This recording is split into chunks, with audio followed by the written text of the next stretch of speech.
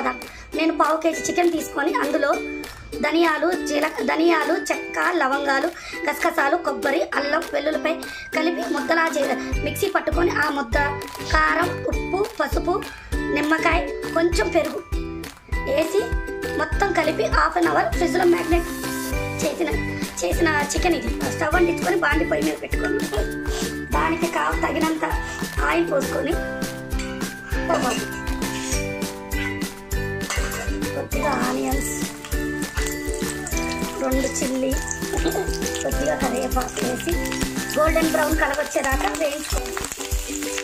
వేగిన తర్వాత మనం మ్యాగ్నేట్ చేసి చికెన్ అంతా దీనిలోకి వంచేసుకోవాలి. చికెన్ని మధ్యలో కలుపుతూ మీకు కనుక నా వీడియో నచ్చినట్టయితే లైక్ చేయండి, షేర్ చేయండి, సబ్స్క్రైబ్ చేయండి.